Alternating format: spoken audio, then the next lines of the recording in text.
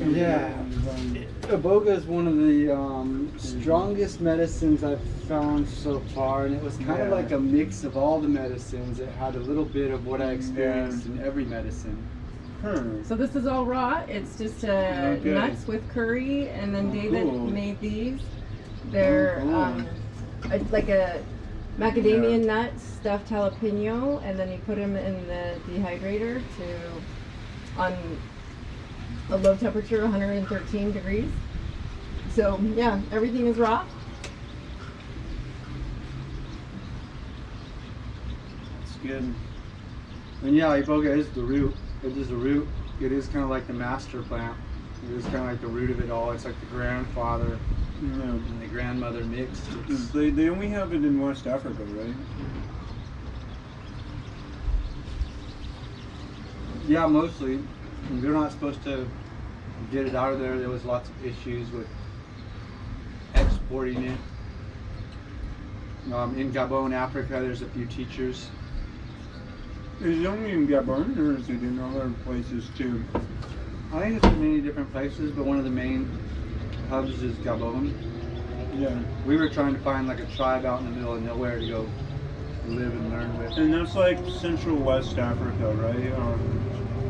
Like kind of like there's the West Africa, which is kind of like this right here, and then Gabon is kind of like in there. Like it's like north of the Congo. Africa has that turn in it. Yeah, and it's like kind of right on that, in that turn. Yeah, that's what I thought. I like to study geography and and stuff. So yeah, I think it'd be interesting to go to Gabon someday. I took a class on oral African literature when I was at Middlebury College when I did my master's degree in French, and I got to read some cool stuff, and it was all translated into French. So I think that area would actually be very interesting to visit sometime. So are you fluent in French? Yeah. So Spanish was fairly easy for you since they conjugate a lot of the same way and stuff like that? For me, it's still one of my challenges here in Mexico is still like I don't have the same background of like going to school in the language the way I did in English or French. So there's a lot you learn by sitting in a classroom and doing the grammar exercises and reading the books that you don't get just by like studying Spanish in the street. You know, I have studied some Spanish when I was in Madrid. I used to have a teacher, and I used to read a newspaper article with him every week, and then we would discuss the article together in Spanish. So that was really cool. I mean, he was an awesome guy. He actually was like a writer, and he didn't have enough work, so he started a business teaching English teachers in Madrid Spanish. Interesting. Wow. Yeah. Do you know any languages? You don't know Spanish that well, right? I don't know English that well. I don't know any languages. But I'm practicing all of it. Mi español es imperfecto. It's increíble. He used to tell everyone that his Spanish was incredible. But no comprende nada. I don't understand anything, but it's incredible. I like that because it puts positive, it's honest, yet it puts kind of a positive spin on it. It's not just like, I don't know it and I feel bad about it. It's like I feel confident in my not knowing it. He was very confident in his not knowing. But it made everyone laugh. You know? They would laugh at him. They would be like, so it makes it lighthearted. Like, do you speak Spanish at all? Or? Sí, mi práctica español más, pero que David. So, no es competition. But yeah, I practice Duolingo. Yeah. And so that's been my main source of learning. Yeah. I've never used it.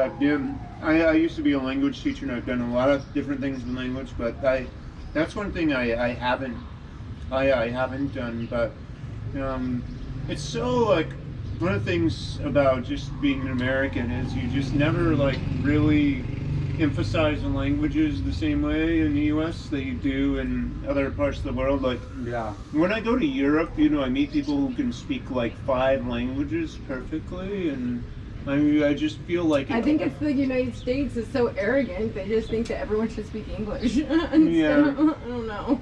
yeah, everybody should speak English. The American military should be welcome to interfere in everyone's Yeah, exactly. business. Yeah. I mean, I have a relative who's like a professor, or was a professor of like at the Naval War College in Rhode Island, where they train admirals and stuff. And he always has his like podcast where he's talking about why he's so concerned about China like invading Taiwan or whatever, about the Chinese Navy in the middle of next to Vietnam. And I'm like, that's so far away from the U.S. Like Yeah. that's really, really far away. Does the U.S. really need to be interfering in all of that? Yeah. Well, you'd be No. amazed to see how many military bases the U.S. has around the world. It's something like Yeah. 1,000 or something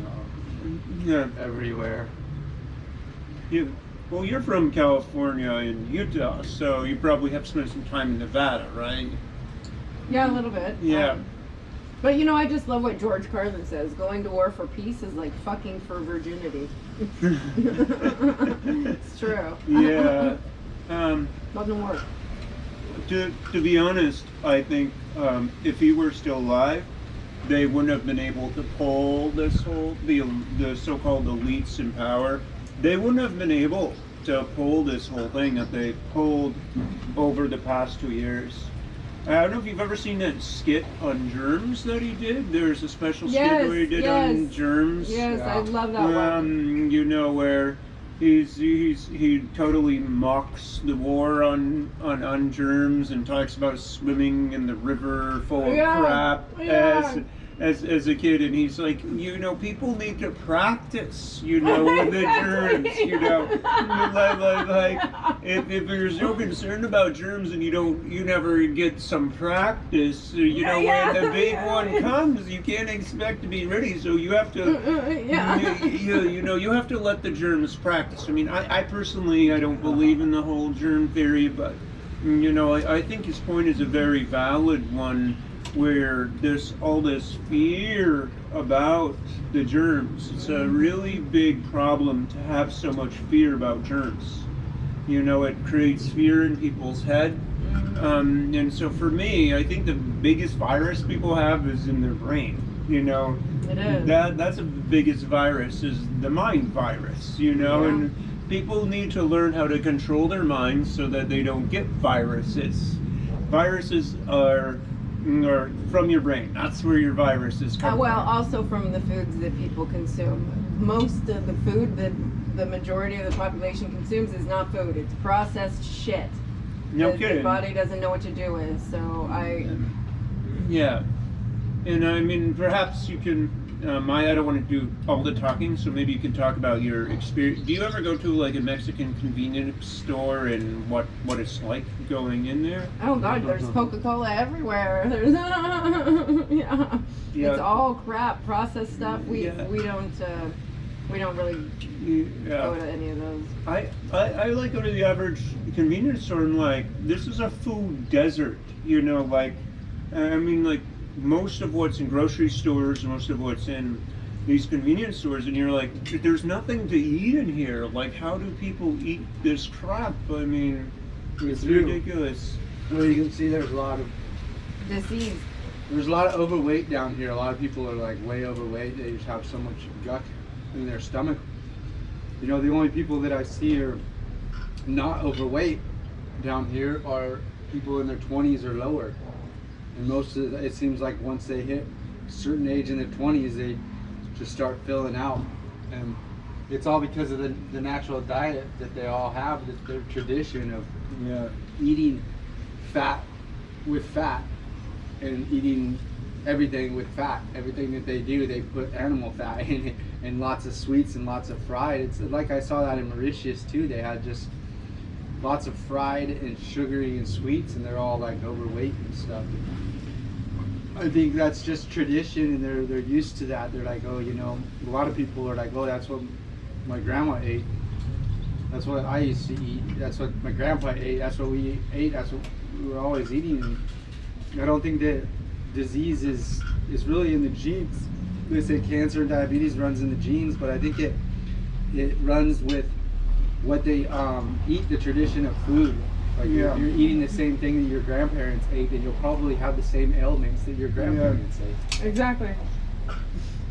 Well, I would like to make 2 points about this. So, my first point is that I think this is very ironic that, you know, a lot of people aren't healthy here, because the truth is that Mexico has great food. I mean, you can grow food year round here. Yeah. There are lots of things like mangoes, pineapples, and one of the most nutritious foods, and it's a superfood, and it's called the jackfruit. It's originally from Southeast Asia, and it's one of the best foods you can eat. It has a very high, what's called a light quotient. So all foods have a light quotient, you know, to them, and each food has a certain amount of light that it can hold and stuff. So if you eat foods with higher light quotients, it helps you increase your consciousness, Your frequency. and your frequency. So yeah, I think that's a very important point. And then I just forgot which point I wanted to make. There was another point I wanted to make, but I forgot it. You know, So we don't end up in the local convenience stores. We don't really end up in most of those. We did find some rubbing alcohol in the one right here. Yeah. For that reason, but the other reason they make it so that you have to refill your phone data. You can't have an unlimited plan. You can't have a monthly plan. You have to keep refilling it, and you have to refill it at the liquor stores that have all these Coke ads and all these other things and all the ads. So it really draws people into eating unhealthy. And then there's nothing but meat and fish shops all along the way. Tacos and fish is pretty much everywhere around here. But it's amazing how much amazing fruits and vegetables are at the fruterias. All the abundance that you can get in fruits and vegetables, all the live food, there's tons of it. And we found nuts that we can get everywhere in different places. And Raw. the raw nuts at the nut shop and different things like that. It's really about education. Like, people don't really know that they're poisoning themselves when they burn their trash on the street, but they're out there burning their trash on the street because they don't really know that goes into the air, that goes into the chicken, that goes into the eggs. Yeah, they're poisoning their soul with it. No, that's a really tough call though, because what do you do with the trash? You know, ultimately we have to find a way to have less of it. But where I'm from in Vermont, there's about 20 miles away from where my family's property in Vermont. They have a big dump, and it started just as a municipal dump, and then it got bigger, and somehow it became the dump for the entire state of Vermont, the landfill for the entire state of Vermont. And it's next to a big lake called Lake Memphremagog that goes into Canada. So all these like pollutants and stuff come from the dump, and then they go in international waters into the lake and into Canada. And it accepts trash from places like Bedford, Massachusetts. Bedford is next to Boston. So my question is, why is trash going into Lake Memphremagog from Boston? Why don't they handle their own trash in their own area? I think ultimately we need to find a way to have less trash. We need to find a way of alchemizing, resources. So I think there was a mushroom that breaks down trash that they found, that breaks down plastic and stuff. That would be very good, because it's really something that's highly needed to deal with this trash. And I feel I don't like to stay in a vibration of guilt, because guilt doesn't help us too much, but I would ultimately like to have less try to cause less Recycle, trash. reduce, Yeah. reuse is what Yeah. we've learned a lot about in school. Like when I was in school, that was a big thing about recycle, reduce, reuse, and getting us all on like how we need to save the planet by recycling, reducing, and reusing. And if we reduce what we use and recycle and reuse things, my grandma was really good at that. And so if we can bring our bags to the store and bring even our bags for the vegetables and reuse those bags over and over again and reuse them for other things, you know, and recycle and like the guy built an island out of plastic bottles, and you can make houses out of glass bottles and cans and some concrete. It's really amazing how you can recycle, reduce, and reuse. And that's a point of our sustainable development inspiring community nonprofit, is we want to do that, building houses like that. It's about getting zero waste, and the more you're bringing in, the more you have to get out. So the less you bring in, the less you have to get out, the less waste you have to dispose of. Yeah. Well, I think too, I don't know if you've ever heard of this guy, I forget what his name is, but he was a speaker at the Anarchapulco Freedom Conference. And he teaches people about how to build earthships with like low cost materials and stuff. Yeah, I've watched a lot of that stuff.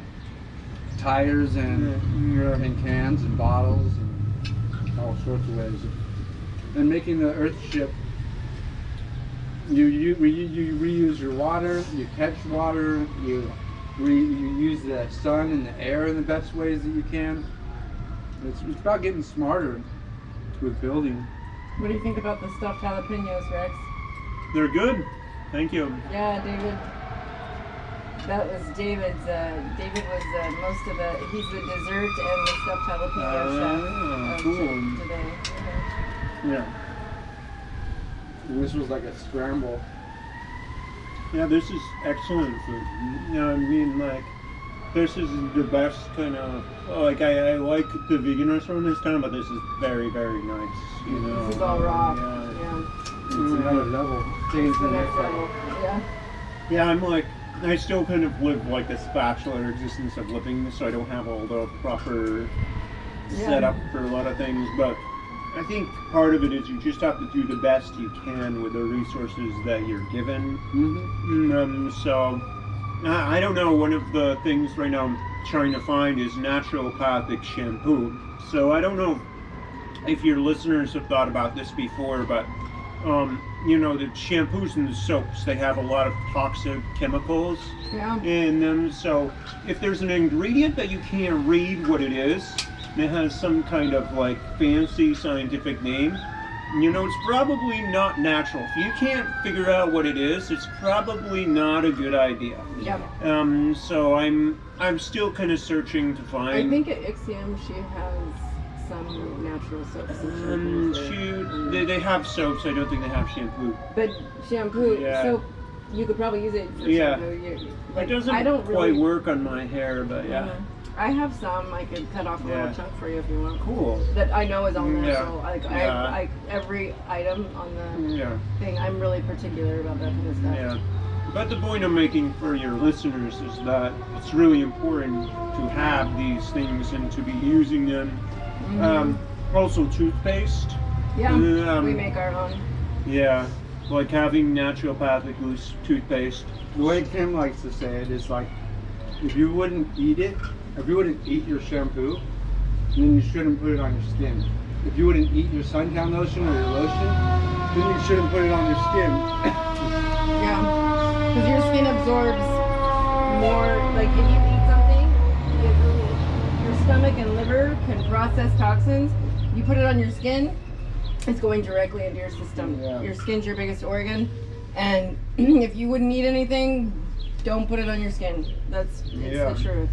Well, I saw some stuff about this, some of the stuff in The Truth About Cancer. I don't know if you've ever heard that documentary, The Truth About Cancer.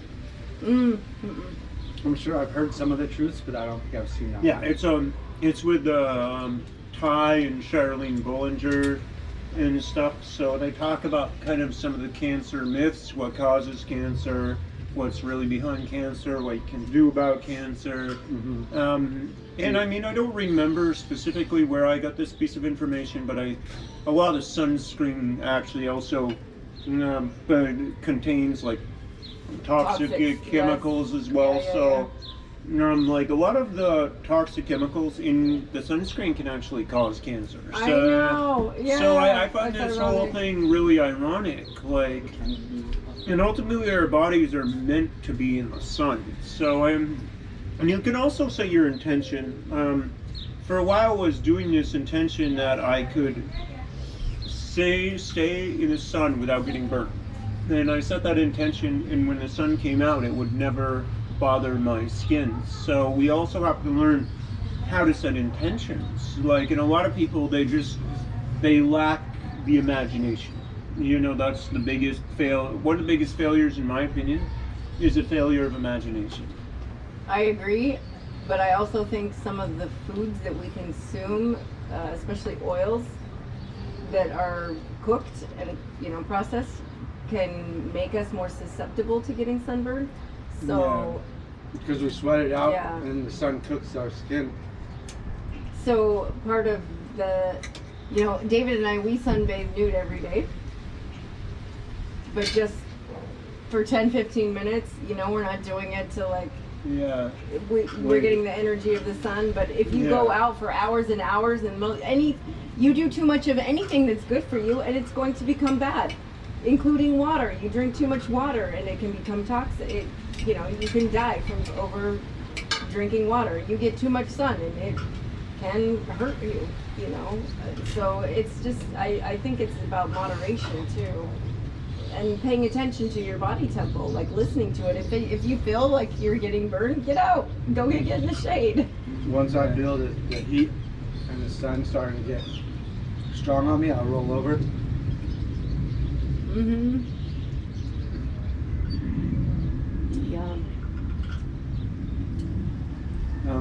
On the hot day and the midday, if we do it, we're only up there for 5-10 minutes each side. Yeah. Maybe 15, but it's we're good not out there baking ourselves for hours. We're doing it to get that good connection with the sun, and it's good vitamins into your body to get the sunlight. And ultimately, too, there was a point, I think, where humans did need to eat all the time. So I believe nourishing on spiritual energy is completely possible. So there are some people that do it through spending time in the sun. There are some people that do it through breath. Breatharian. Yeah, breatharians. But I think it's partly about setting your intention. And obviously, if you're in the process of thinking about these things and you are eating 100 pounds of food a day, don't just say, "Oh, I'm going to go out and become a breatharian instantly." There's a process to doing this, but ultimately, I think for me, I'm not the person that enjoys going to the bathroom the most. So I ultimately love delicious food, but kind of enjoy just living in a house where you didn't have to go to the bathroom, just not having the waste. So I think at one point in time, humans actually spent more time meditating and stuff instead of eating so much. But I always enjoy a good meal with people, and I enjoy playing a game with people. I think that's a great way to socially interact with people too, is to play a board game. And a lot of people, they spend too much time on their phone because they love their phone, and they're addicted. They feel like they're phone. connecting with people, or they're being entertained at the very least. Yeah. Well, what's ironic is, and I don't blame a lot of students for not studying in school right now, because, students can get $15,000 on Twitter or make a stupid video on YouTube that gets them more rewards than studying something for 4 years in university. And so there's a real imbalance in the world of where the economic incentives are.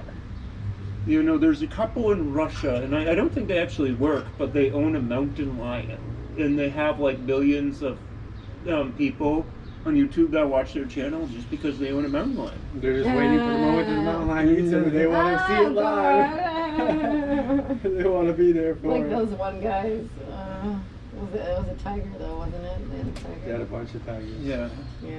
So somehow we need to get back to a point where people's efforts get rewarded, because there's like an imbalance of the efforts that people give and what value they get paid.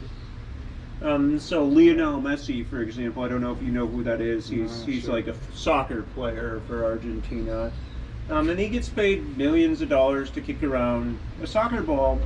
And meanwhile, you know, teachers like my former colleagues, they get like $30,000 to $50,000 a year. And so, you know, you think about that and you're like, there's something really wrong there. You know, one job you're kicking around a soccer ball, one job you're taking care of other people's children, and you're like, maybe people who should take care of other people's children should get paid better. I have always thought that. I always felt like teachers were super underpaid for what they were doing. And even, I used to be in the fitness industry and I taught fitness classes, and someone who worked with someone one-on-one got paid more than I did, who had a whole classroom full of people. Yeah. I'm like, who is the one who is designing, who makes, you know? Yeah, there's such big, huge shifts in the world right now too that all of that is going to change. Like, there's not going to be jobs like there were anymore. Yeah. A lot of, like we were talking the other day.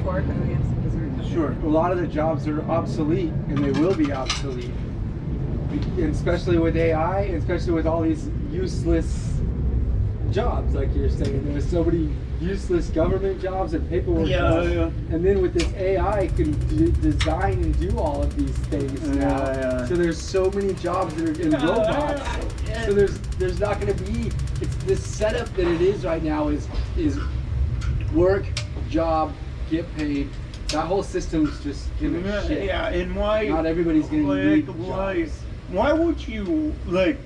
I know a lot of people, they really like working, and I like having purpose in my life, but why do, like, for a lot of people, why do you really need a job? It stands for just over broke, and you're working for these paper notes that have a government stamp on them. They're like government paper, and the Federal Reserve, which I don't know how much your listeners know about the Federal Reserve, but it's like the bank that governs the circulation of money in the U.S. It's not even a government bank; it's a private bank. Yeah. Like, most people think it's a government bank, but it's not.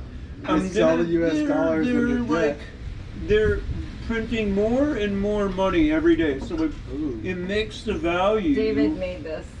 It's Merci avocado, honey, and cacao that we processed by hand. We cracked the cacao open and processed it all. You're special people. And then he made the crust with some pecans, walnuts, and dates.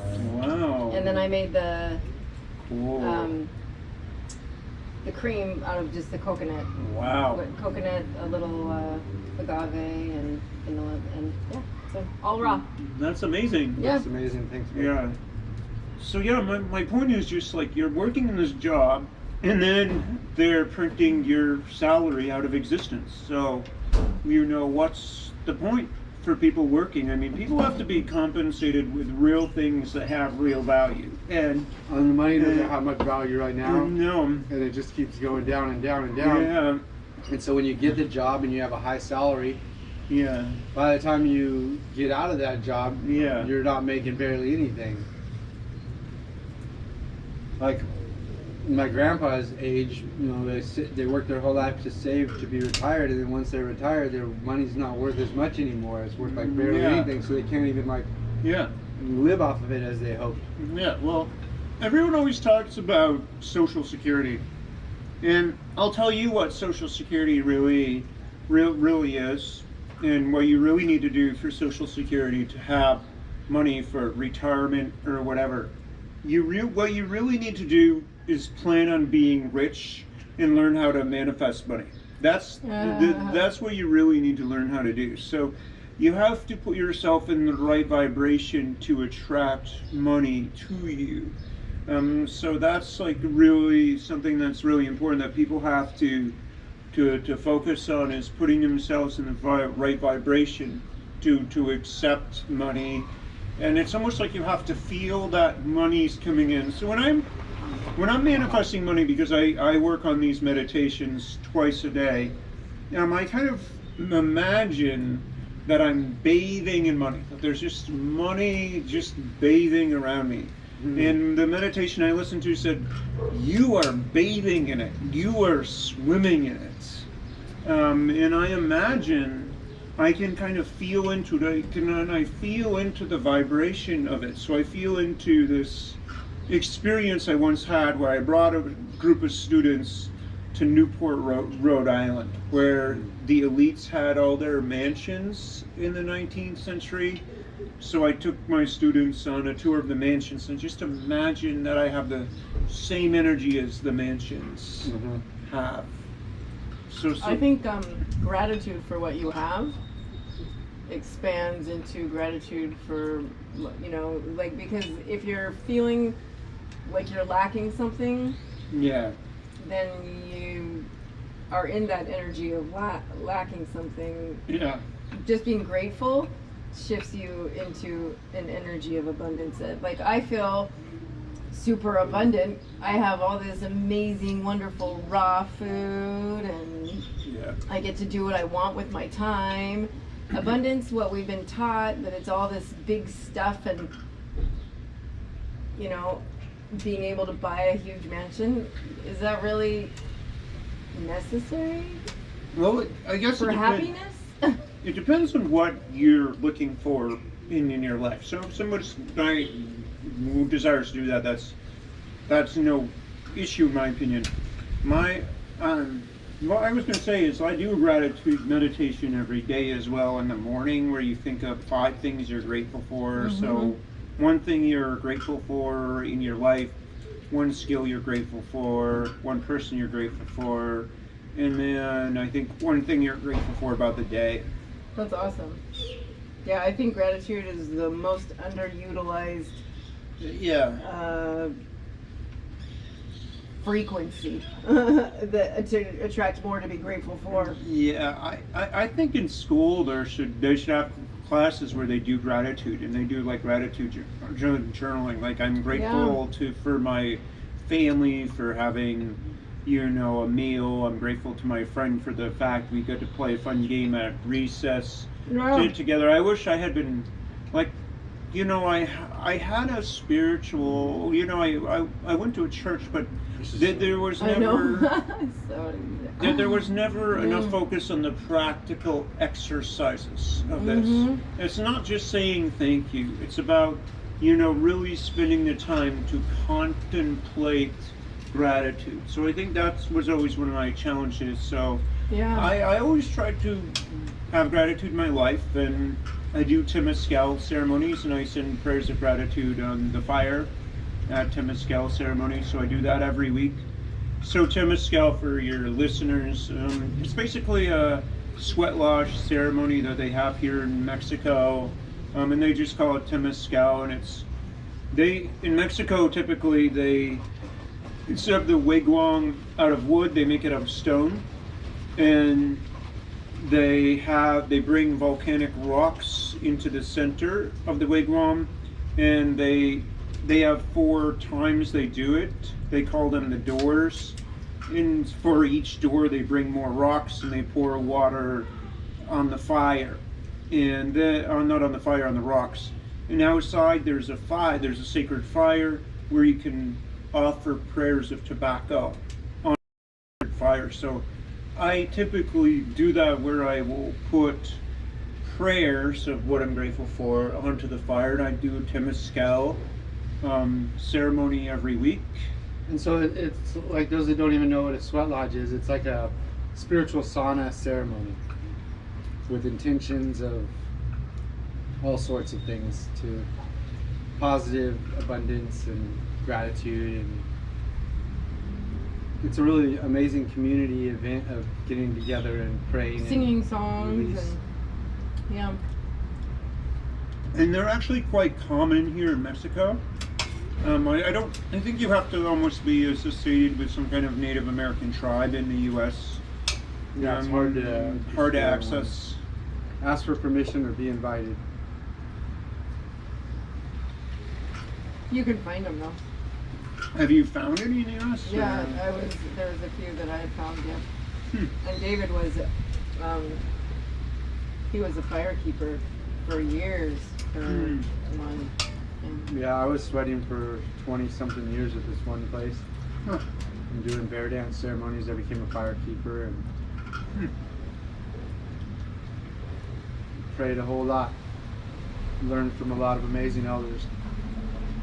And it was like a no tribe. It was an Indian preservation. Wow. So somebody had donated the land, and they put that land towards a preservation, and to preserve the ways. And it was kind of like a rainbow tribe where everybody was welcome. You had to be invited or ask for permission. So usually someone would bring you and tell you the rules, and once you were there, you could come back and you could bring somebody else, but you were in charge of whoever you brought.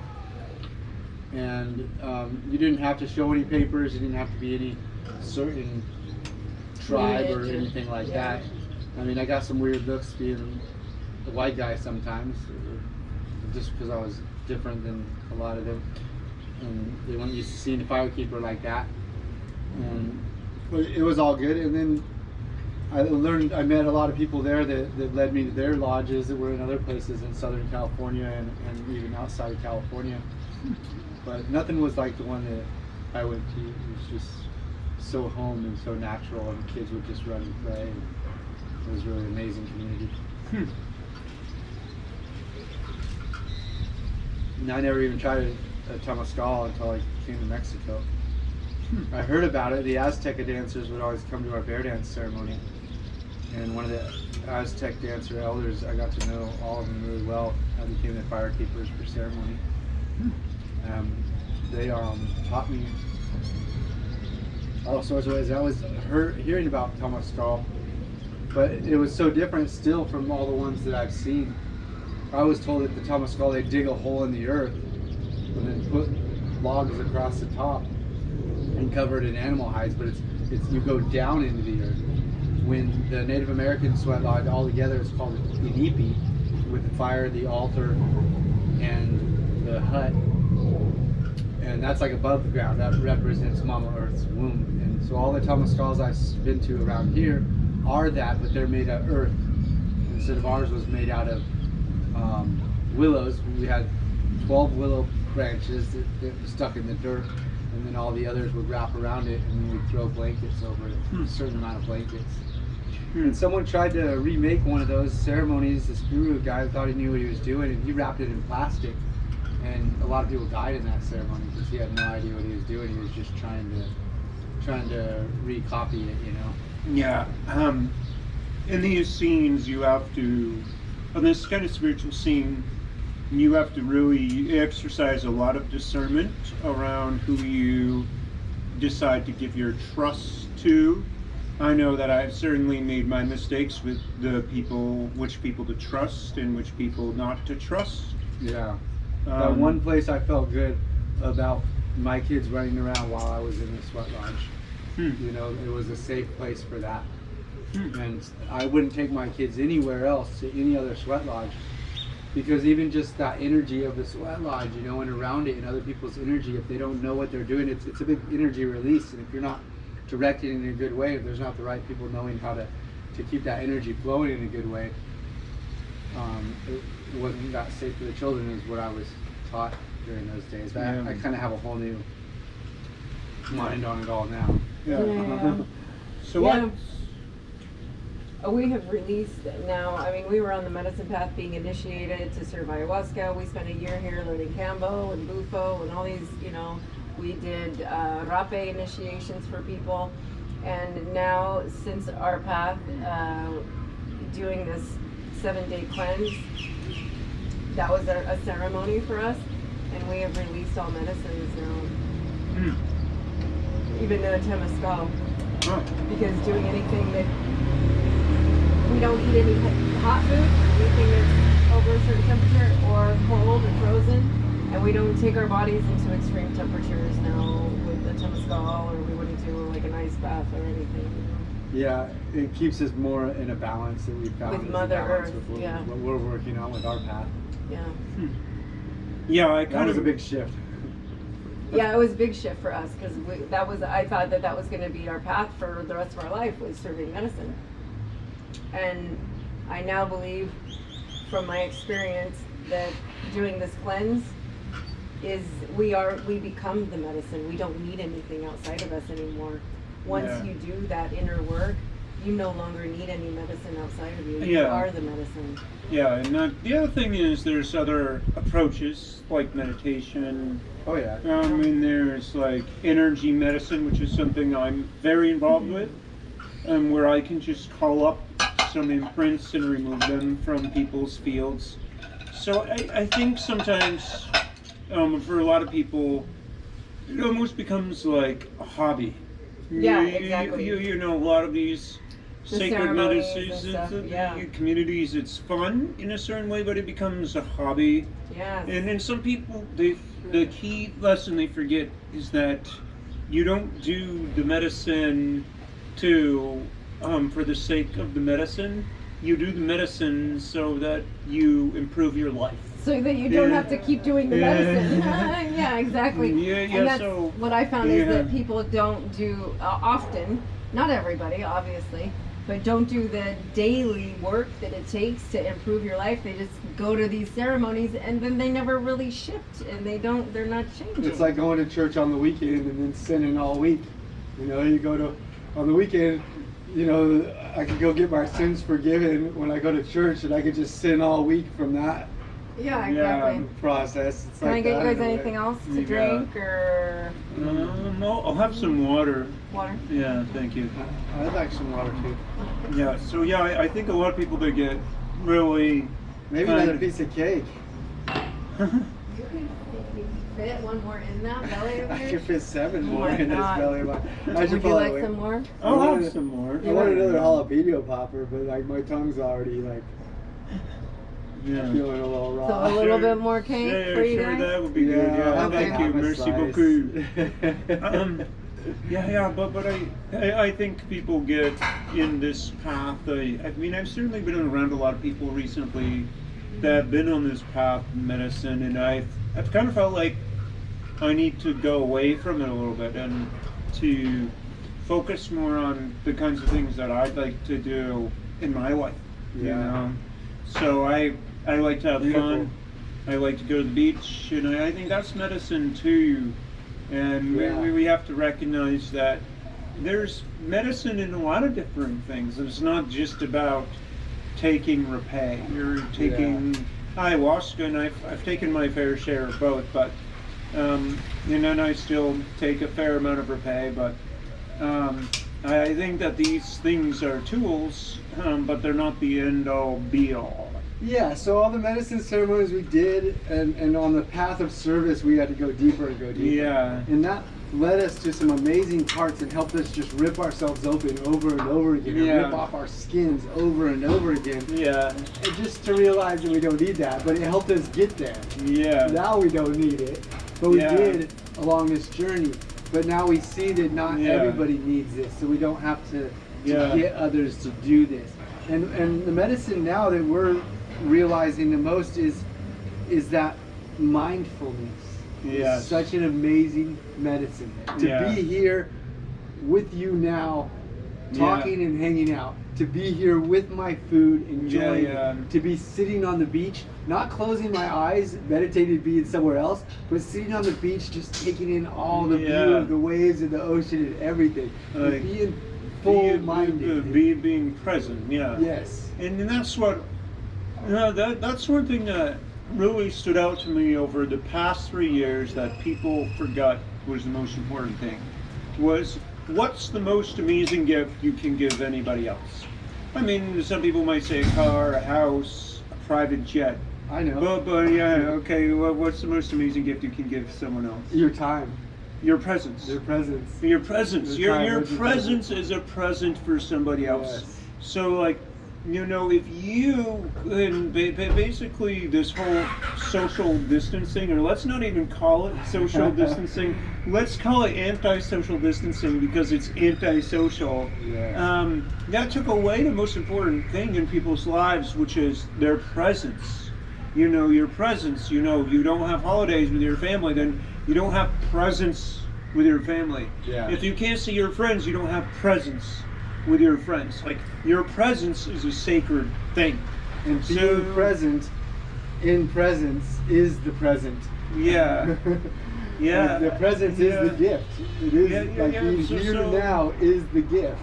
Yeah, for your presence is something that is important. So the more time and energy you give to other people, it's through your presence, really. So that's part of the reason that I left my family in the U.S. because they forgot the most important thing is your presence, and they no longer valued my presence because of the virus, whatever, or the nonsense, or pandemic, or whatever you desire to call it. They forgot the most important gift is your presence. The more who you choose to give your presence to is a very important thing to consider. Mm-hmm. So I'm very selective about who I will give my presence to now. Yeah, it's important. Well, we're honored that you're giving us your presence. Thank you presence. so much. Well, I'm honored to be your friend and to be eating with you and stuff. And yeah, we love uncooking and sharing a light-filled meal Yeah. with the people that we love. yeah, That brings us to, it was such joy. you call uncooking? Uncooking, and none of it's Uncooking. cooked. It's all raw. Oh, yeah. Here's another thing to talk about is unschooling. Yes. Very good. Because a lot of people, they think they have to give out their authority to somebody else and their authority for their kids' education. Yeah. And like, I remember listening to this podcast. I don't know if I made this point last time, but I remember this lady who's the expert in unschooling. Her name is Dana Martin. She lives like in South Florida, I think. And you know, a lot of the points that people make for schooling is that you have to learn how to get along with everybody else. That the point of schooling is so that you have to get along with everybody else. And her counter argument is, why does my child ever have to be picked on? You know, why does my child ever have to put themselves in a vibration where some other kid makes them feel bad? Yeah. Yeah. I mean, it's not necessary. No, I agree. Yeah, it's like having boundaries, you know? Yeah. If someone came to your house and they started just trashing everything and, you know, peeing on your floor, would you invite them back? No. So I had a rule that if somebody came to my house and started giving me shit about my house, I'd just say, then leave. Get out of here. Yeah, I mean, you wouldn't want them back in your house. You can love them still, but you're not going to invite them into your home. And it's the same thing with people. If someone is, you know, talking shit, throwing shit at you, treating you like crap, it's called a boundary. You don't have to accept them into your space. Yeah, and it's your. I love you, but from over there, you don't. You it's don't like get the privilege of my time. My love is unconditional, but my boundaries are non-negotiable. Yes, exactly. That's something we have to start acknowledging. Yeah, I agree. You know, so I have this rule with doctors now. I mean, I might, there's certain doctors I love that I met for my wife, but my boundaries on this COVID thing are non-negotiable. You know, I think they need to learn how to respect our boundaries.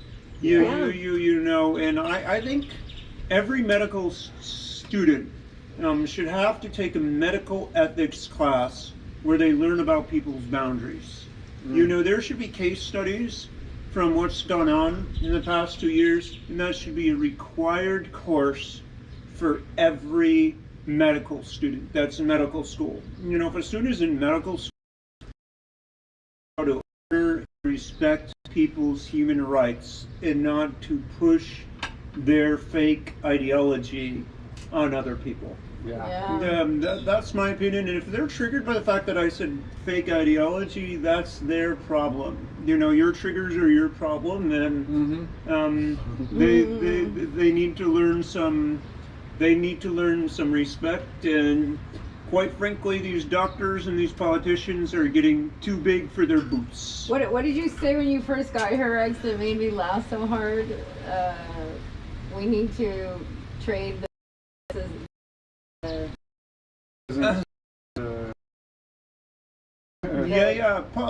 You know, they should take all the people who have been sent to jail for pot, and they should let all of them out, and they should put all the politicians in, so they could call it the Pot for Prisoners program. Pot for politicians. Pot for politicians, Pot for politicians, yeah. They should have a pot for politicians, special program, pot for politicians. Special program. And they should take out all these. They should let out all the people who have smoked some marijuana or whatever, or dealt some marijuana, put them all out in the streets, and they should put all the politicians in jail. In their place, yeah. Because they've even done more crimes than the actual guys who are in their prison. Exactly. Pot for politicians. Some guy who got 20 years or so for growing. Now it's legal. He's still in there. And the guy that's a politician, he's been stealing and lying to the people this whole time that guy's been in prison. I know. I'm with growing you, some natural plants. For politicians. Pot for politicians, In Vermont, actually, they legalized pot. However, there's still a lot of, it's very heavily regulated. It's a way for the state to make more money. And there's still people in prison for it there. So anyway, someone decided to, it's just some pot farmer trying to make some money. So he went to New York City with some of his pot to try to market it. And because, like, the pot is legal in Vermont, it's legal in New York. But here's the kicker, is it's federally illegal. So anyway, he posted something on Instagram, and that he was in New York City or something, and then someone decided to be a tattletale and report it to the state of Vermont. And he got a $20,000 fine. So the state of Vermont got $20,000 richer from this farmer just because he transported a plant across state lines. And the politicians had a party with hookers and blow at that money. That's pretty much what they do. It's so crazy. You just write it all off in somebody's card. Oh man. I think these politicians should go to jail. They should go to prison for this. And let's talk about this thing of prison for a second. And I call it prison versus Princeton, because if somebody's been to prison, there's a guy that I know named Derrick Rose, and he's a major figure in the freedom movement, and he went to prison for drugs and whatever, and now he's advocating for people. He's a journalist. He's running for mayor of Houston. He does all kinds of work to raise awareness, and he actually knows what's going on, and he has the courage to stand up and do what is right. Well, if you've been to Princeton and it doesn't matter what you've studied, if you lack the courage to stand up and do what is right, I don't care if you've been to prison or to Princeton. I don't care which one. If someone's been to prison and they know better than someone who's been to Princeton, I don't care. I will listen to the person who's gone to prison if they actually do their research and actually stand up for what's right. Because we have this idea that just because someone went to Princeton, they're special, or someone went to Harvard, that they're special. I have a Harvard degree. I went to Harvard. It's like, well, good. You were really good. That proves that you were really good at repeating. That proves that you were really good at at listening to exactly what they told you to and repeating it like a parrot. You're a really good parrot. You're a good parrot. Yay, parrot! Right, yay, good parrot. Yeah. I mean, I've seen a lot of good things from my college education, and I'm a highly educated person. But what I will say is that I did have some professors that were like that, most certainly, that you had to repeat their ideology rather than actually think for yourself. And you always had to write your paper to think, how can we make this professor happy?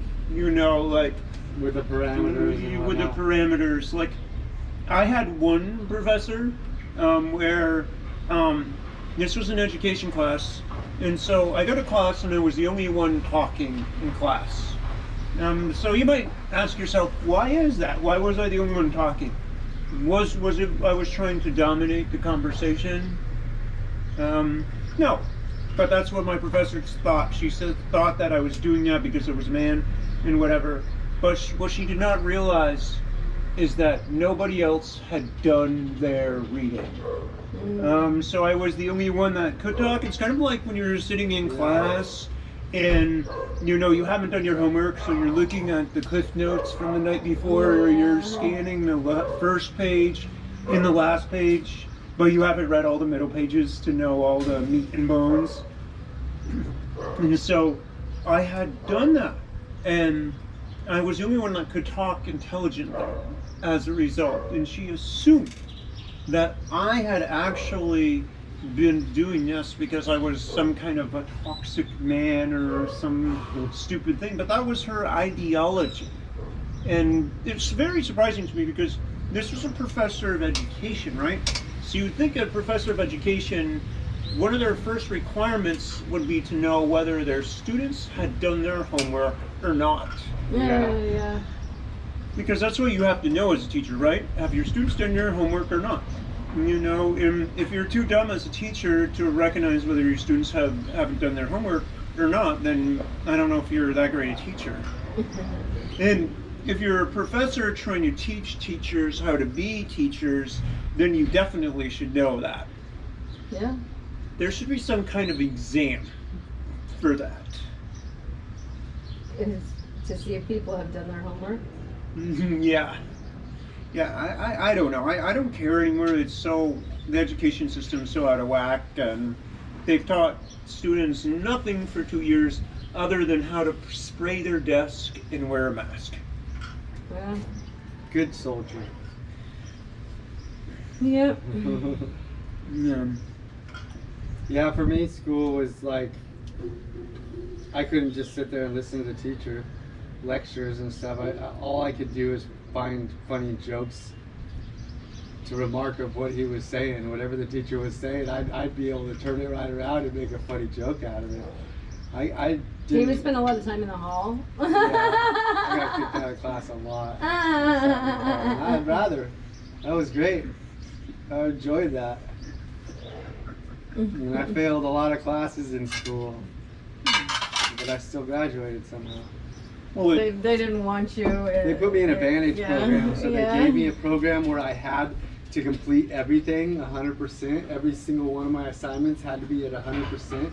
So whatever I got wrong, I'd have to figure out why I got it wrong, figure out what the right answer was, and turn it in once it was 100%. So it challenged me. It made me work harder. It made me like know, instead of like most of school was like listen, answer. Here's the test. Oh, you failed half the test. On to the next lesson. You needed the last lesson for this next lesson, and I failed that and failed that. It was, you know, a domino effect. Yeah. And the other thing that drives me crazy about schools is there's too much sheep consciousness in schools. I mean, I feel like one of the main lessons that you learn in school is how to be a sheep. You know, like. Like it's made that way. Yeah, like and church, with that and church together. Yeah, like I remember going on a field trip. I don't know if you're familiar with Lowell, Massachusetts. They had some of the first textile factories in the U.S. So it's in northern Massachusetts, right on the border of New Hampshire. Okay. So anyway, um, they basically, the entire thing was, you know, all these assembly lines and factories and just getting everyone. They would actually have bells too. The reasons why they have schools and bells is to get students associated with the idea of the bell being rung like in like a factory assembly line and stuff. So they had a They lot were of training them for the factory. Schools Yeah. were made to train them for the yeah, factory. yeah, they were trying to. Basically, in the 19th century, this whole Prussian model of education that they brought over from Germany, they were training them for the factory, and that's what Horace Mann was doing. You know, with the public school system, was to train students how to prepare for the factory. Yeah. And I actually think the system that they had of education before the Prussian model, which was better, which was based on the trivium and the quadrivium. So there's 7 subjects. I can't remember all of them, but basically it teaches you how to think and stuff. Yeah. And one of the subjects in the quadrivium is music, and music is a very important topic in education. And I had a book called The Quadrivium. yeah, It was a small book like this big, and it went through all sorts of subjects and stuff. yeah, And music, and no, it was very spiritual too. yeah. So we kind of need to bring. I think like that's if they're going to have group schooling again, they need to bring that model back possibly. I think it's very Yeah. important to get people to think rather than Yeah. just repeat. Like get people to like a lot of the things missing in the schools and the colleges is getting people to actually think about what they're doing. These are Yeah. just Why fruit. and think. Oh, sorry. Oh, that's cool. Fruit Yeah. and nuts, and I've been making too many because my almond milk, I've had the leftover pulp, and so if you, Okay, we're sitting at merci- home with you. Merci beaucoup. Fruit and nut, yeah. Those are some raw crackers Cool. that are on the sweet side. So we like Yeah. to put like A little fruit on it. You can put fruit some and banana. butter or Yeah. honey or Yeah. peanut butter. Or, Yeah. Well, one of the points that you were just making, like about thinking, was, you know, I think a lot of doctors, they're just order followers. Because I had a discussion with my mother, who was a doctor, about COVID, and one of the things that really triggered her about talking to me was this: is she said, "I'm not a thinker like you are." And that was kind of astounding for me to hear for a second, because from a I doctor. because this is a doctor saying that to What does me. she practice with? Veterinary medicine. So my point is, like, we have somebody here who is not thinking, and I'm like, that's kind of stunning if they're a doctor Yeah. and they're not able to handle this kind of thing. So I think if you're a doctor, you should be a thinker. But they know, don't think that though, because if you're a doctor, then you should follow the protocol. You should follow the protocol. You should give them this pill. You should do this. If this doesn't work, you do that. If this doesn't work, you do that. They have a certain protocol, Yeah. and they're not made to think. They're not supposed to think. Yeah, and I think if you're a doctor, there shouldn't be this idea that I know better than you because I'm a doctor. Yeah. You know, like, you should have to prove to me that Yeah. says something. And just because you're a doctor doesn't mean that you have better evidence than I do. Most of the time, they're just guessing. Yeah. They say, call oh, it you a have practice. these symptoms. Yeah, that's a practice. Yeah. You have these symptoms. It sounds like it could be this. So here's a pill. See if this works. Yeah. They're just practicing to see if that pill works or not. Yeah. They do have a little bit of thinking because they practice. Okay, let's see if this pill works. Oh, that pill didn't work. Now he's gonna need these pills. Yeah. But they're just masking the issue. They're never getting to the root of the problem. Yeah. Which is in your gut. That's all, like, most of what allopathic Thanks, honey. medicine is. But I really want to drill down this point on this. Yeah. If I have a discussion with you and I make a claim, I have a responsibility to prove a claim. Especially if my claim is that you're dangerous to me for some reason. I better have fucking good evidence that I'm dangerous to you. right? That he's dangerous. Yeah, that he's dangerous to me, yeah. My evidence better be so rock solid, and that such a claim like this whole idea that I'm dangerous to, or you're dangerous to me, or I'm dangerous to you, that's an incredibly hard claim. Yeah. It has to be an innocent total claim, and it has to be like very high, as if like someone's on trial for murder, and it better be way beyond. It has to be like, I need threats in my text message that show that you're threatening to come over to my house and kill me. Yeah, That's proof yeah. that I can prove the claim if that happened. I think doctors owe us an apology, because they haven't disproven the counterclaims on this corona thing. Instead of saying, oh, we have this other evidence, what they say is that a person is a misinformer or does conspiracy theories or that type of thing, and you have to have good evidence.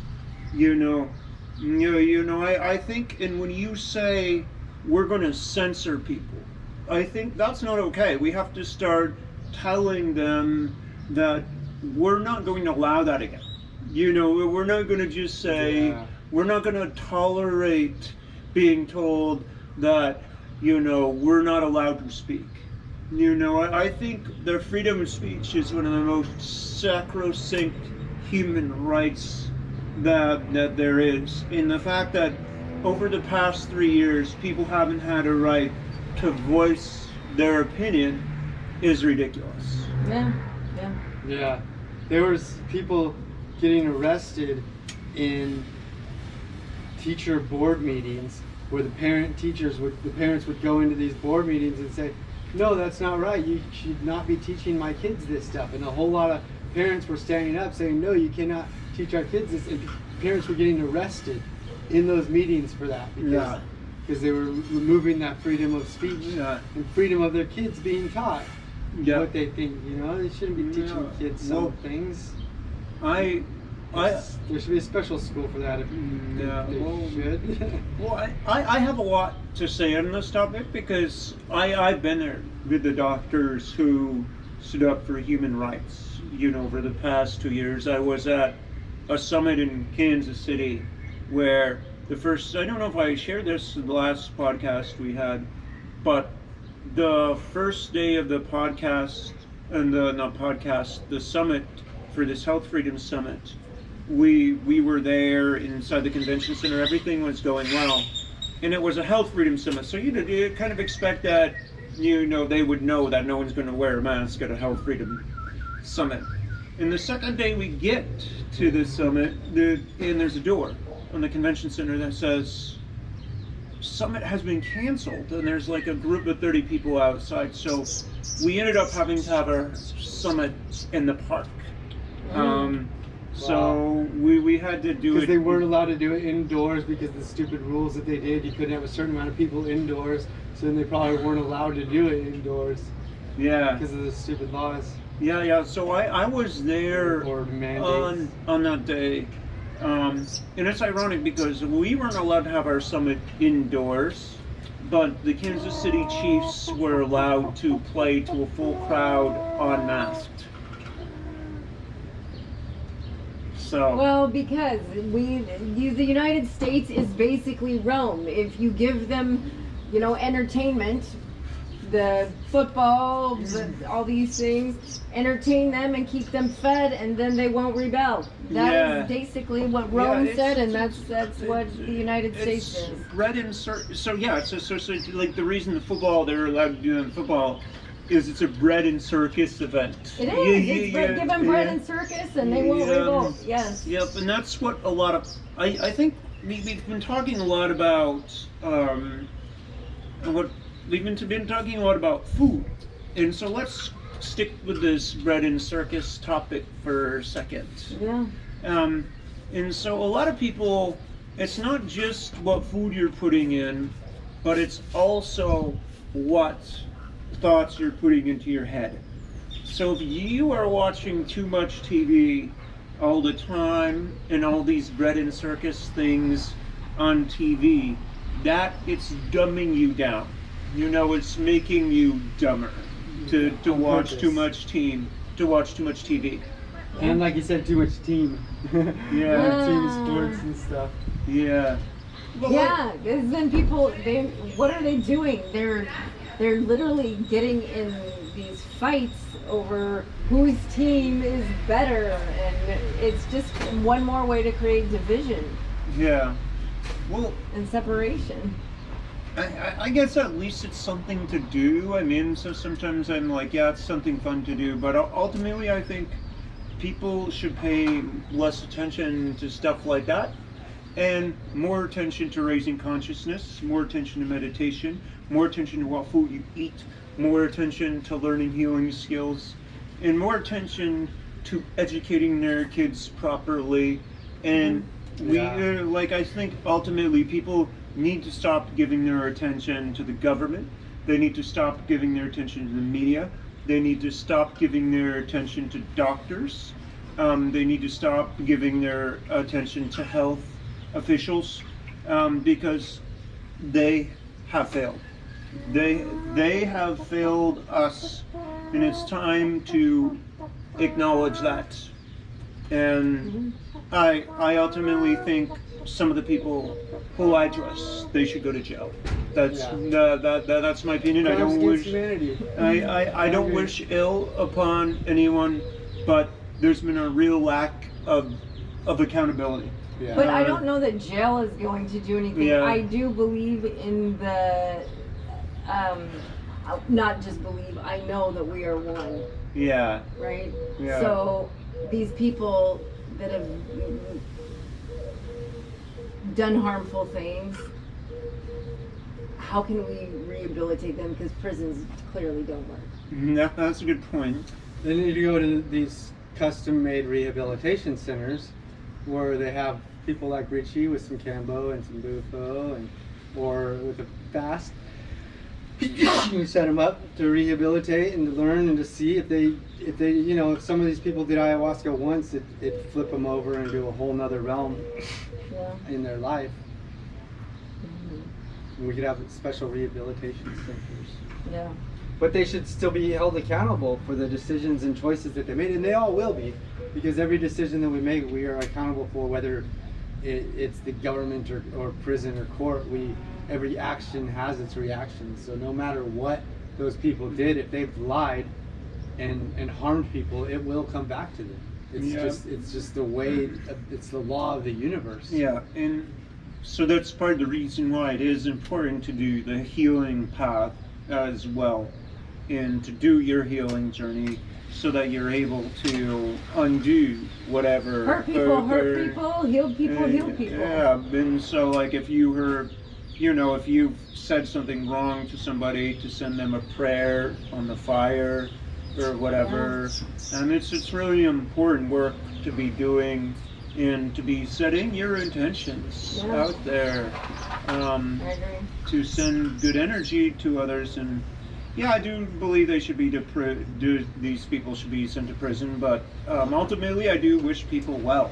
I think it's important to always be wishing well on other people. Yeah. May they be blessed with their highest healing. Yeah. And knowing how karma works, they will be blessed with their highest healing, which may be jail, or maybe some other thing that they need to go through and see. Often I think that people need to experience the exact thing that they did to someone else. Yeah. But we're not the hand of understand, karma, but but that does happen. Yeah. But that's how it does happen. Yeah. Those that killed animals will be killed by animals, kind of thing. Yeah. It shows that in the Bhagavad Gita, in that book, about how whatever you do comes back around you. Yeah, life is a boomerang.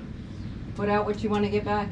It shows like this man body with this pig face, and he's got this axe, and then there's this pig that has a man face.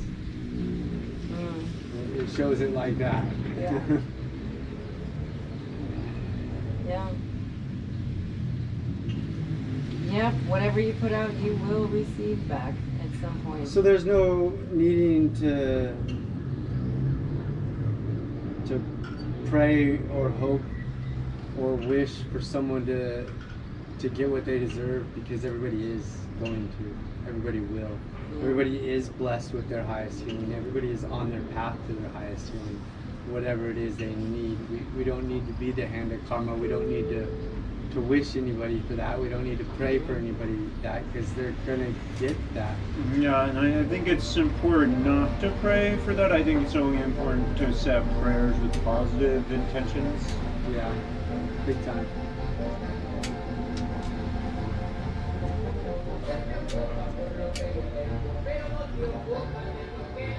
And so we teach everybody self-love so that they can love themselves, so that they can love everybody.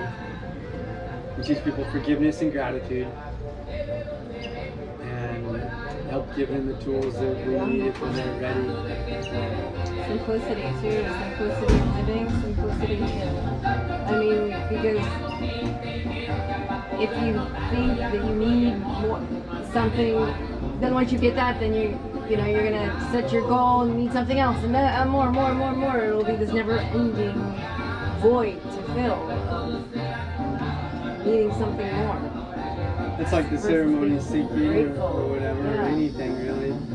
We were kind of built and raised to what's next, want more, what's next, got it, did it, done, got this new tool, got this new toy, and done with that, what's the next new toy, done with that, what's the next new toy, done with that, what's the next new toy.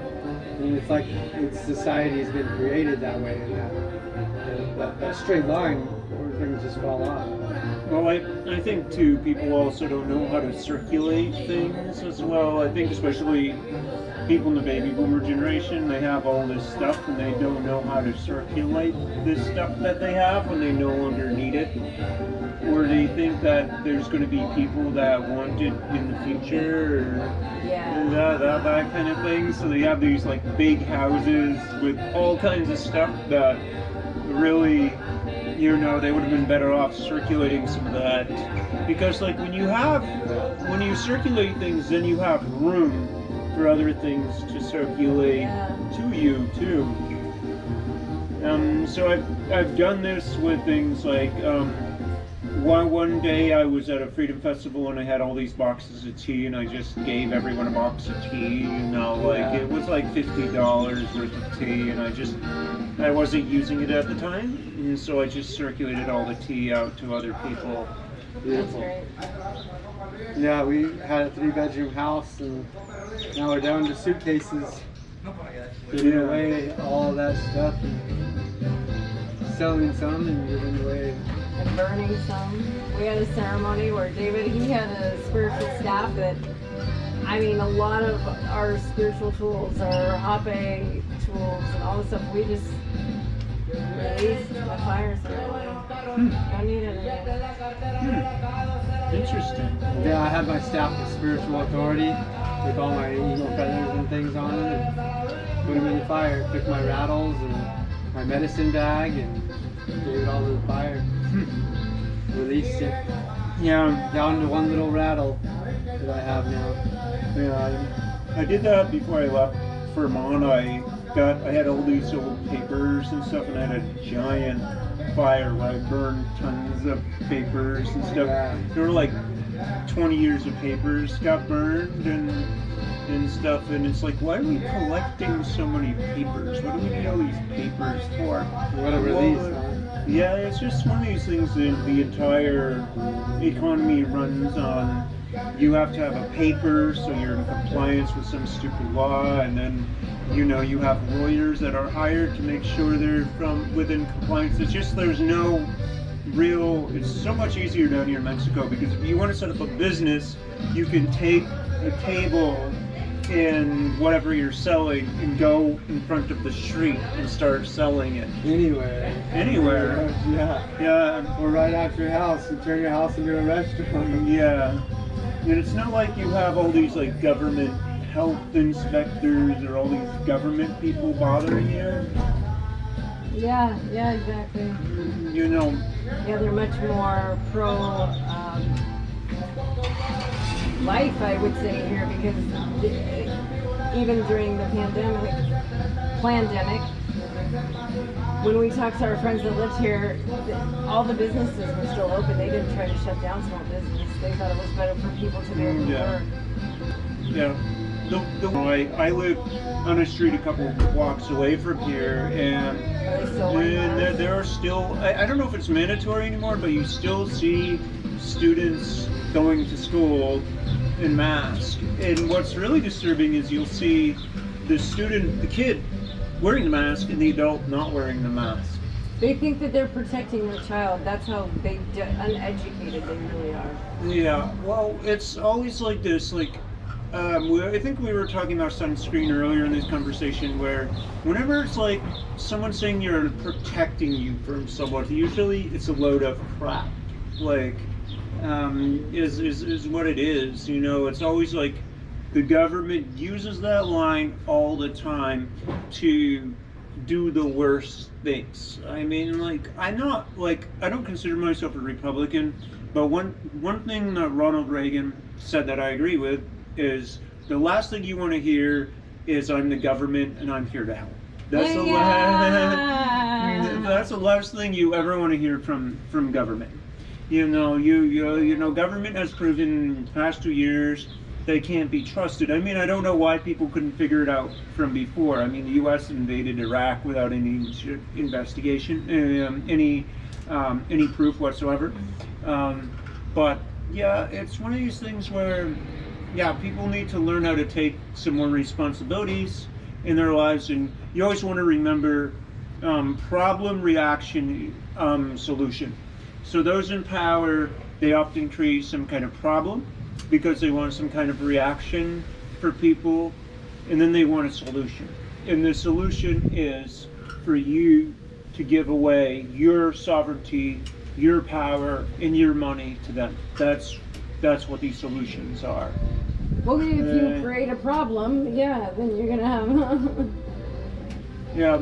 a solution that's not really for anyone's highest good. Yeah, but I don't quite get why more people can figure this out. It's really not that difficult, but I know. Well, they've been so conditioned their whole lives. yeah. So that's just the way it is. That they and really not taught to think. People who ask questions are not the norm in our society. You're rewarded for not asking questions and just repeating. You're rewarded for being a parrot. Yeah. So, yeah, that's so funny. We just had a bird come up here and enjoy you. We were talking about parrots. I think so too. And like getting back to my little pet peeve with doctors. A lot of doctors, they only have like one philosophy class, and I know a doctor that told me their least favorite class in medical school or in undergrad or whenever they had to take it was in philosophy. Philosophy teaches you how to ask questions. So questions are like, questions are important. And the root of philosophy and science is the same. The art of investigation and the art of asking a question. What David always does to me whenever I have some, I don't know, and I'm not making sense, he starts asking me questions, and I'm like, I don't know. He just keeps asking me questions to get to the root of what it is I really want. And it's challenging to be introspective because sometimes you don't even know what you really want, Or even situations where you're not sure why you're feeling a certain way about the situation. I'll ask a bunch of questions to find out what the root is. Yeah, and I'm just like, it's challenging for me to dissect myself to that level, but it's the best way to really, start looking at why am I feeling this way, or what is this? A lot of people don't talk to me much anymore because I've asked too many questions that they couldn't handle. They don't reply anymore. They don't talk to me. Yeah, well, I'm one of these people. I think it's valuable to challenge people's ideas. on stuff, and it's good if you can have one friend that thinks differently at least, so that you can sharpen your ideas. Yeah. But you have to learn really how not to be triggered by their responses and stuff. But Yeah. you have to learn to get how to get to people's mental maps. Like everybody has a mental map. Like what do you believe? What are your beliefs around it? And to learn how to tour people's mental maps and stuff, and not always give your own opinion, but see what they believe and where they're going, and Yep. try to ask them Ask why. 7 questions before you get to the one that you're really working on. You kind of Yeah. instead of just straight to the point. Did you ever see that JP Sears video on? I don't know. He had like a mental map of how to think like a leftist. I've seen a Oh, bunch I of don't know. Yeah. That one's like if you're gonna watch one of got his, so many he's so funny. It's awesome. Well, but that's like one example of a mental map, and we all have our own mental map. And I always try to examine my mental map and make sure I'm in integrity on things and stuff, and I look into things. And one of the most important skills, and they should teach us in school, is how to look into things. You know, not you're always talking about being a parrot. You know, classes should teach people how to look into things, and that's one thing that I studied because I studied history. And so a historian is a digger. A real historian goes into the archives and looks into evidence for things. And that's looking into things, and that's something we all need to get better at, is how to look in. I agree, but I have also found that you can find evidence to support whatever you believe. Yeah. So even as a historian, you want to go, and history is written by the victor. So just because you're going and you're finding what someone wrote about it doesn't mean you're actually getting to the root of what really happened. Well, that's why you have to look at the primary documents. Like a historian looks at the primary documents for things. Those are usually written by the victor and destroyed by the victor. So too. David and I looked into, I don't know if you're familiar with Tartaria, the theory of Tartaria. I haven't spent a ton of time on that. What can you tell me about it? Well, there's much evidence to support this theory that there was a peaceful society that had free energy not that long ago.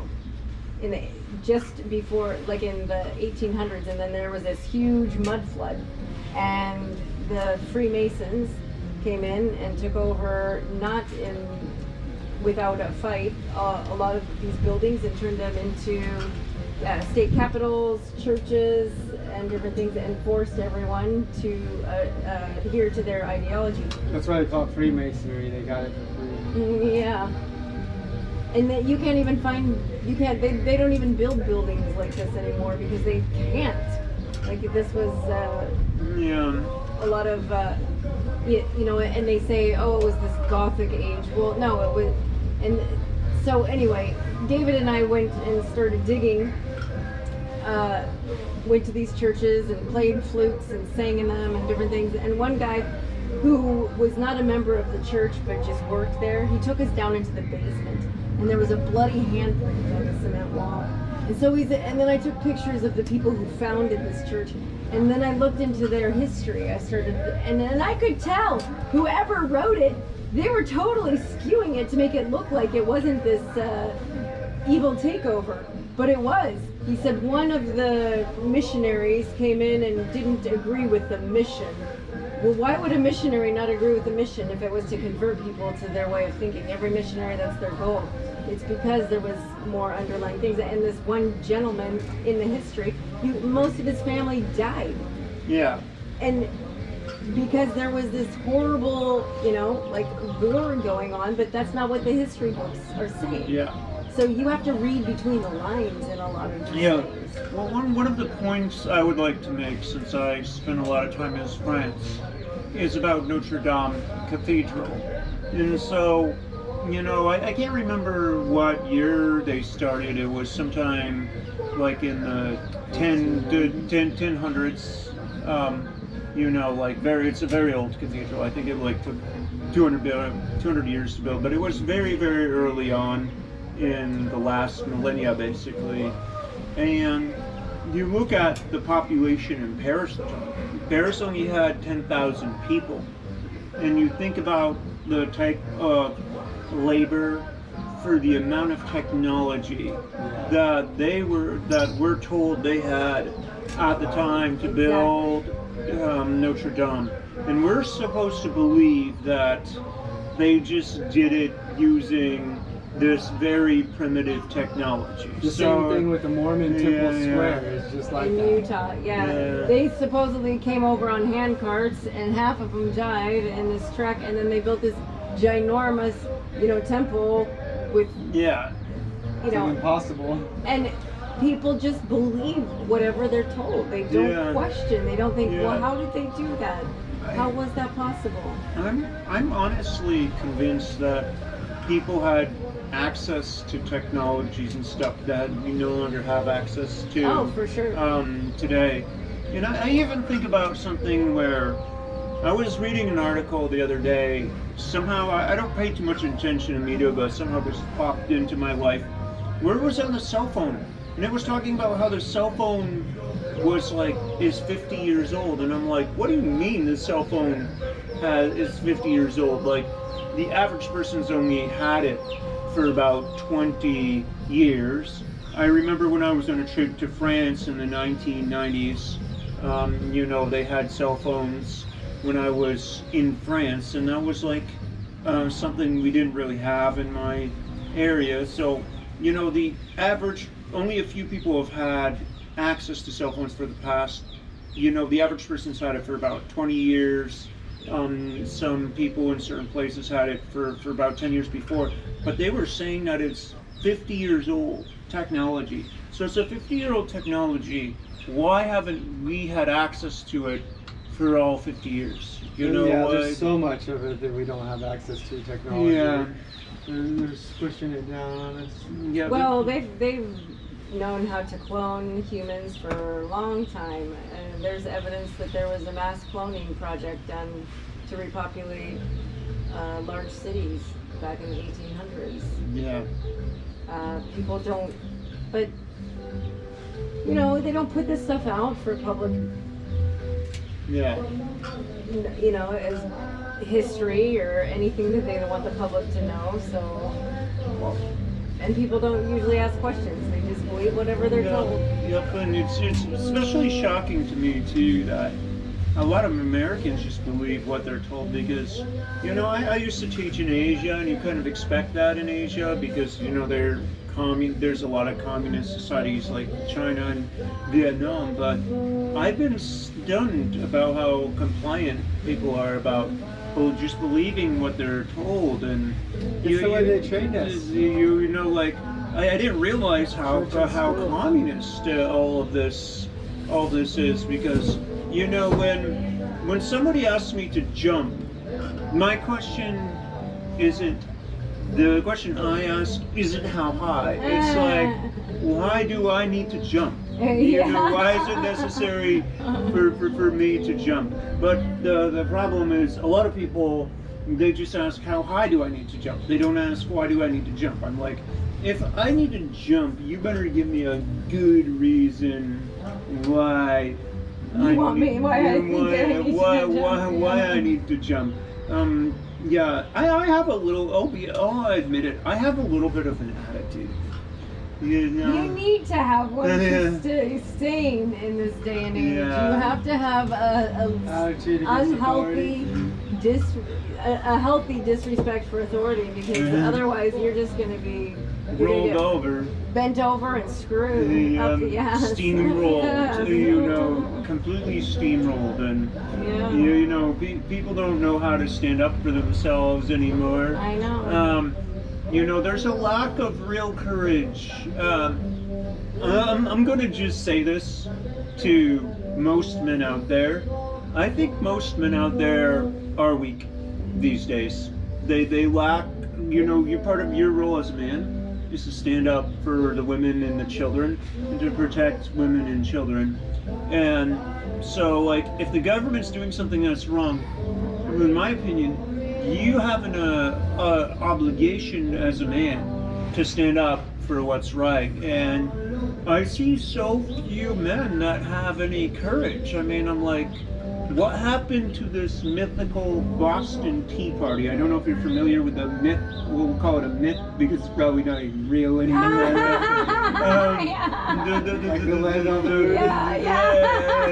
The myth of the Boston Tea Party, that, you know, the American colonists, they got fed up of the British government. So when the British government wanted to put a bunch of taxes on tea, so the American colonists just decided to throw the tea into the harbor, you know. Like, what happened to that attitude? You know, where's the, like, Paul Revere? It was like a 10%, it was like a 4% tax or something. Is the reason why. And now we're getting taxed like 50%, and everyone's just like, okay, here. Yeah, just we'll just give you an extra $1,000 to fight the war in Ukraine. Yeah. So I'm like, where's the Paul Revere? You know, where's the John Hancock? Where are these people? You know, like, you know. Well, we got kicked off a plane for not wearing our masks. Does that count? Yeah, I guess we're in. Those were actually figures in history either. You know, who knows what actually did happen before World War II? Yeah. You know, we're just told what happened before World War II by the victors, and who knows who even actually won World War II, and what history we're actually on here. Yeah. What really did happen 100 years ago? We absolutely have no idea. We only we're mushrooms. We're kept in the dark and fed bullshit. Yeah.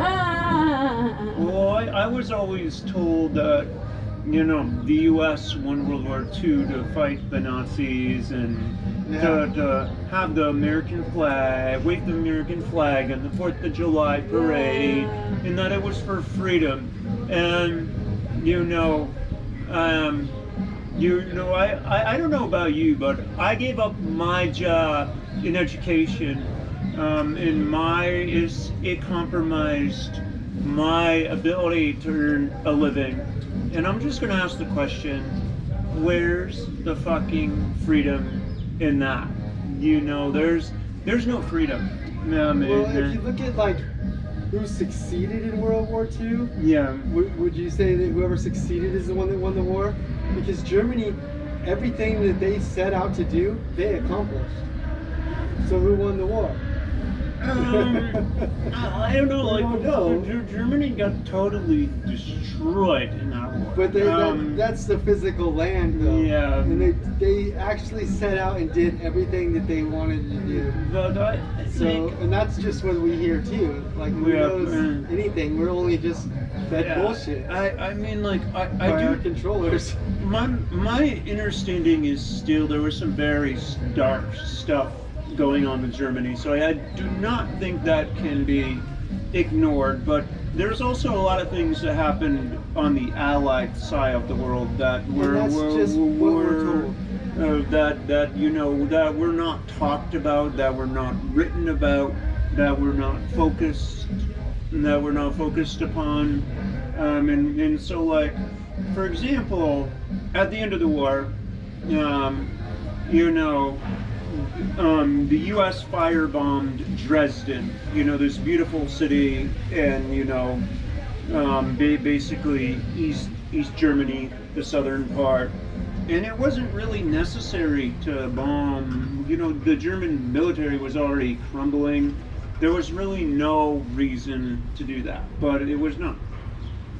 So a lot of things that we're told about that I don't think are true. And the other question is, well, the other thing I find interesting about history was I had an excellent history teacher in high school. She was an absolutely awesome history teacher. But I asked one question to her, you know, and this was supposed to be a college level course. And I asked the question, I said, was Pearl Harbor a setup? Did the U.S. know about the attack before Pearl Harbor? And I never thought about this reaction until the past couple of years, but she had a file in her desk. It was if she was completely ready for this question, like she had some professional training on this, and she's like, she takes out this folder. She's like, here, here's the answer right here, disproving this or whatever. Like, you could ask. Here's the approved answer for a teacher to give you. Yeah, like this is the approved answer for the history teacher to give you. This was supposed to be one of the best teachers at this high school. So you have to ask yourself, why can't I ask a question about that? Why can't we have a debate about that? Yeah. It comes back to David Icke's postage stamp. Is you can only ask a question as long as it's on the postage stamp. So if you ask, who was the best U.S. military commander in World War II? Okay, yeah, we can have a debate about that or whatever.